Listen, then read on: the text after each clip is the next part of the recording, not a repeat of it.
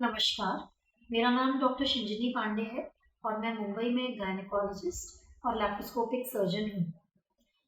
इस चैनल को शुरू करने का मुख्य उद्देश्य ये है कि हम कुछ ऐसे स्वास्थ्य संबंधी विषयों पर चर्चा करें जिन्हें स्त्रियां कहीं ना कहीं अपने जीवन काल में फेस करती हैं और इन कॉमन प्रॉब्लम्स को हम डिस्कस करें और एड्रेस करें। तो आज जो मैंने पहला विषय चूज किया है उसका नाम है पॉलीसिस्टिक ओवेरियन डिजीज PCOD। ये एक बहुत कॉमन एंडोक्राइन प्रॉब्लम है जिन्हें बहुत सारी स्त्रियां फेस करती हैं और इस पर हम थोड़ा विचार विमर्श करेंगे कि ये क्या है, इसके क्या सिम्टम्स होते हैं और क्या जांचें करके इसके बारे में पता किया जा सकता है और फाइनली डायग्नोसिस होने के बाद इसका उपचार या ट्रीटमेंट कैसे किया जाता है। क्योंकि यह विषय थोड़ा सा जटिल है या कॉम्प्लिकेटेड है तो हम सरलता के लिए, ताकि आसानी से समझें, हम इस विषय को 2 वीडियोस में यानी 2 भागों में विभाजित करेंगे, जिसमें कि हम पहले वीडियो में ये डिस्कस करेंगे कि ये सिंड्रोम या ये प्रॉब्लम है क्या, इसके लक्षण क्या हैं और इसको डायग्नोज करने के लिए क्या जांच या इन्वेस्टिगेशंस कराई जाती हैं।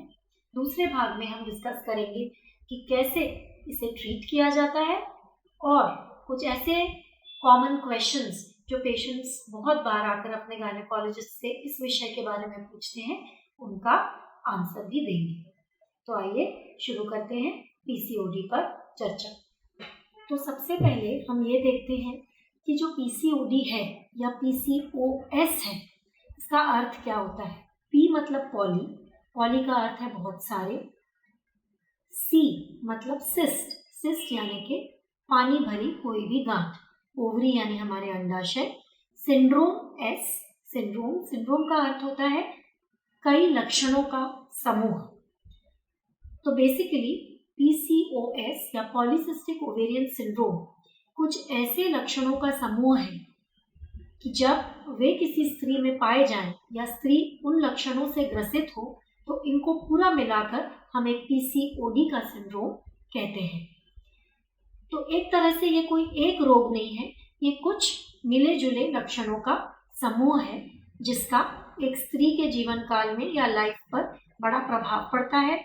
उसके रिप्रोडक्टिव सिस्टम को ही नहीं बल्कि उसके शरीर के डिफरेंट पार्ट्स पर भी इसका प्रभाव पड़ता है। तो पहले हम ये देखते हैं कि PCOS का जो सिंड्रोम है उसके लक्षण क्या क्या हैं।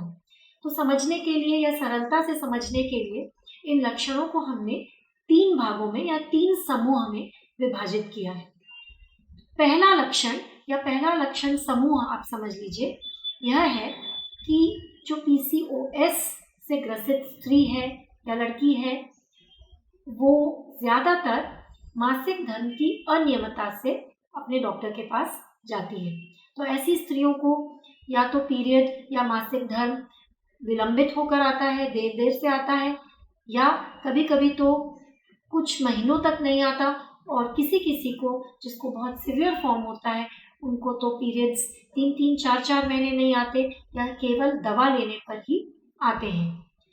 तो पीरियड विलंबित कब माना जाता है, तो इसमें ये इम्पोर्टेंट बात समझने की है कि यदि लड़की 13 साल की है, 14 साल की है, यंग लड़की है, तो जब शुरुआत में साइकिल्स शुरू होती हैं पीरियड्स की, तो पीरियड्स की जो साइकिल है उनका कोई रेगुलर पैटर्न हो ऐसा ज़रूरी नहीं है। जब लड़की का साइकिल शुरू होता है 13 साल में, 14 साल में, तो नॉर्मल है कि कई बच्चों को पीरियड्स 2 महीने में आए या कभी 2.5 महीने में आए, तो ऐसी स्त्री को हम PCOD के लक्षण समूह में इंक्लूड नहीं करेंगे। लेकिन अगर मैच्योर स्त्री है और उसको पीरियड्स 1-1.5 महीने से ऊपर होकर आते हैं या 2 महीने का आता है, 2.5 महीने का आता है, तो फिर हम उसको इस कैटेगरी में कंसिडर कर सकते हैं। तो नॉर्मली हम डिलेड पीरियड्स को अगर देखें तो यदि 12 महीने में 6 से 8 बार या उससे कम पीरियड्स आए तो इसको हम PCOD की कैटेगरी में या डिलेड पीरियड्स की कैटेगरी में डाल सकते हैं। तो ये तो हुआ पहला लक्षण समूह, और इस लक्षण समूह से हमें यह पता चलता है कि जो स्त्री का जो ओव्यूलेशन है या हॉर्मोन्स का जो बैलेंस है, जिसकी वजह से साइकिल में या महीने में जो अंडा टाइम पर फूटना चाहिए वो नहीं फूट रहा, ऐसा हमको मालूम पड़ता है। तो ये एक हार्मोनल इम्बैलेंस का हमको संकेत देता है। अब आइए हम देखते हैं दूसरा लक्षण समूह। अब हम देखेंगे कि दूसरा लक्षण समूह क्या है। तो जो दूसरा लक्षण समूह है वो कुछ ऐसे लक्षण हैं जो हमारे शरीर पर दिखाई देते हैं, जैसे फेस पर या चेहरे पर मुहासों या पिंपल्स का अत्यधिक होना, कुछ लेडीज को फेस पर या बॉडी पर हेयर ग्रोथ या बालों का अत्यधिक उगना, जैसे समझ लीजिए फेस पर, चेहरे पर, अपर लिप पर, होंठों के ऊपरी भाग पर, चिन पर, छाती के मध्य भाग पर, नाभि के चारों तरफ, पैरों और हाथों में ऊपरी भागों पर अत्यधिक बालों का उगना, ये भी इस लक्षण समूह में आता है। कुछ स्त्रियों को गंजापन होना, स्पेशली इस तरह का गंजापन जो कि हम मेल पैटर्न बॉल्डनेस बोलते हैं या जो पुरुषों में दिखता है, जिसमें मुख्य सिम्टम ये होता है कि जो ये हेयर लाइन होती है ये पीछे की तरफ खिसकती है, ऐसा देखा जाता है।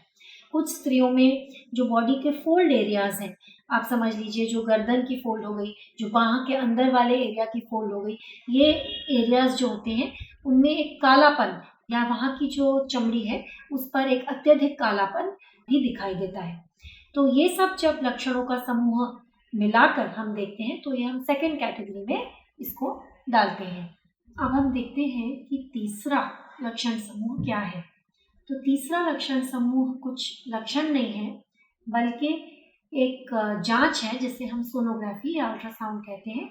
जब इन सिम्टम्स से आई हुई स्त्रियों की सोनोग्राफी कराई जाती है तो सोनोग्राफी में हमें कुछ ऐसे साइंस दिखते हैं जिन्हें हम PCOS की कैटेगरी में डालते हैं। जब हम ऐसी स्त्रियों के अंडाशय को देखते हैं तो हमें अपरिपक्व अंडे या छोटी छोटी सिस्ट्स हमको एक समूह हमें दिखती हैं और उसका कुछ हमारा क्राइटेरिया है, जैसे कि हम को यदि 12 या 12 से अधिक अंडे दिखें या फिर हम जो अंडाशय है उनका साइज नापते हैं, उनका वॉल्यूम नापते हैं और हम उसके हिसाब से देखते हैं कि अंडाशय का साइज बहुत बड़ा है या 10 मिलीलीटर से ज़्यादा है तो हम उसको PCOD की कैटेगरी में डालते हैं।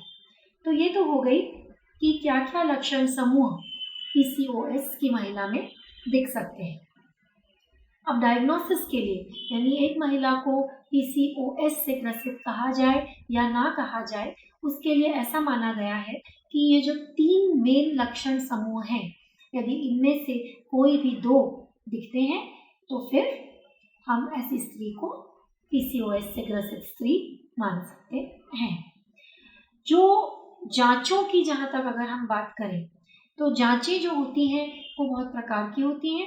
एक तो मैंने आपको बताया जो डायग्नोसिस के लिए ही यूज़ करी जाती है जिसे हम सोनोग्राफी कहते हैं, वो एक मुख्य जांच है। इसके अलावा जब एक गायनोकोलॉजिस्ट एक स्त्री से उसकी प्रॉब्लम्स डिस्कस करती है, उसकी हिस्ट्री लेती है, तो पीरियड्स की जो अनियमितता है, जो इरेगुलरिटी है, उसके बारे में जांच बात करके भी इसकी डायग्नोसिस होती है। इसके अलावा कुछ हम ऐसे ब्लड की टेस्ट्स भी कराते हैं जिनमें हम ये देखते हैं कि हॉर्मोन्स का लेवल क्या है या हॉर्मोन्स के इम्बैलेंस का लेवल क्या है। तो उसमें कुछ हॉर्मोन्स जो कॉमनली देखे जाते हैं जैसे कि LH, FSH देखा जाता है और कुछ ऐसे हॉर्मोन्स भी कई बार टेस्ट किए जाते हैं जो ये दिखाते हैं कि जो ज़्यादा बाल उग रहे हैं या जो मुँह से आ रहे हैं, जो पुरुषों में जो हॉर्मोन्स की मात्रा ज़्यादा होती है वो इनके ब्लड के लेवल में कितनी है। तो कई बार हम, आप समझ लीजिए जैसे टेस्टोस्टेरोन या फ्री टेस्टोस्टेरोन की मात्रा या फिर हम DHEA करके हार्मोन होता है उनकी मात्राएं भी हम मेजर कराते हैं। इसके अलावा एक टेस्ट हम कभी कभी कराते हैं जिसे हम इंसुलिन की जो फास्टिंग इंसुलिन लेवल है ब्लड का, वो भी हम कई बार मेजर करते हैं।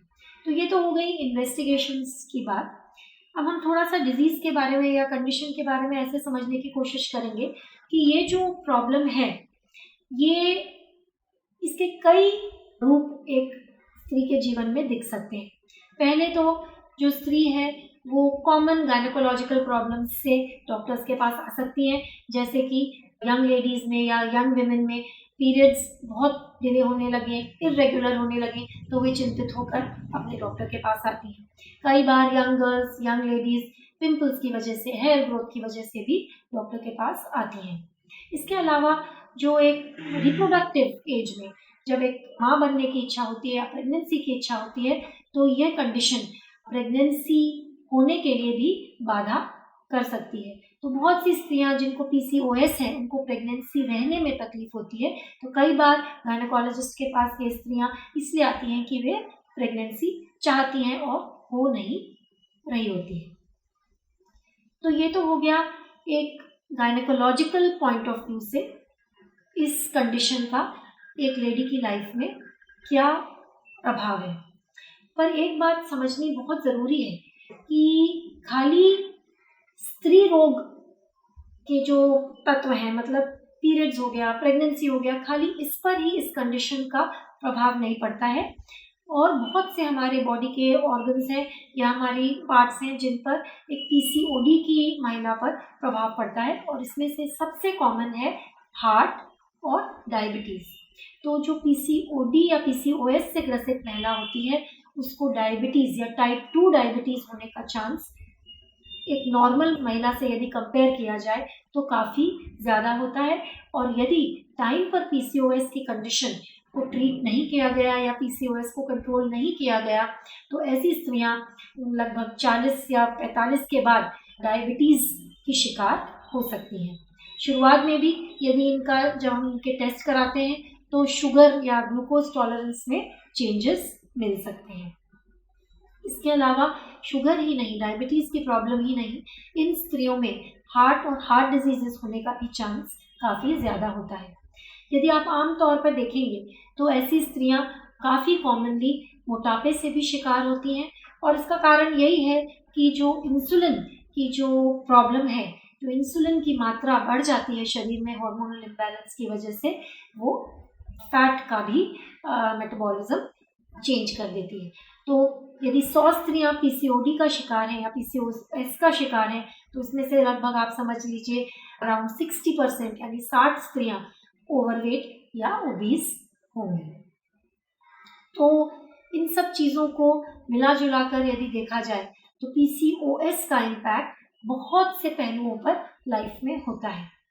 इसके अलावा जो एक PCOS से ग्रसित महिला होती है, उसे गर्भाशय के कैंसर, जिसे हम एंडोमेट्रियल कैंसर कहते हैं, ये कैंसर होने का भी चांस एक नॉर्मल स्त्री से 3 गुना ज़्यादा होता है।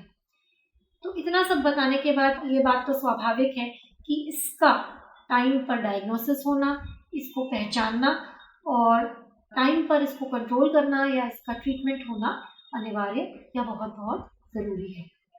ये तो हुई PCOS के बारे में पहले चरण की जानकारी, यानी हमने देखा कि इसके क्या क्या सिम्टम्स हैं। PCOS का प्रभाव केवल गर्भाशय या रिप्रोडक्टिव सिस्टम पर ही नहीं पड़ता, बल्कि शरीर के दूसरे भागों पर भी और एक ओवरऑल लाइफ पर इसका काफ़ी इम्पैक्ट होता है, और इसलिए इसकी डायग्नोसिस टाइमली होना बहुत ज़रूरी है। अब इसके अलावा हम नेक्स्ट वीडियो में ये देखेंगे कि इसका ट्रीटमेंट कैसे किया जाए, और कुछ ऐसे क्वेश्चंस का आंसर करेंगे जिन्हें स्त्रियां जब जो PCOD से ग्रसित होती हैं अपने गायनेकोलॉजिस्ट के पास आकर बहुत कॉमनली पूछती हैं, और उन सवालों का हम जवाब देने की कोशिश करेंगे। इसके अलावा यदि आपको कोई प्रश्न हो PCOS के बारे में, तो आप नीचे कमेंट बॉक्स पर डाल सकते हैं, हम उसको भी नेक्स्ट वीडियो में हैंडल करेंगे। और एक बात, यदि आपको कुछ ऐसे टॉपिक्स पर जानकारी चाहिए जो आपके इंटरेस्ट के हों, हेल्थ रिलेटेड हो, गायनेकोलॉजिकल हेल्थ रिलेटेड हो, तो आप नीचे कमेंट बॉक्स पर डाल दीजिए, हम इन पर वीडियो बनाने की कोशिश ज़रूर करेंगे। नमस्कार।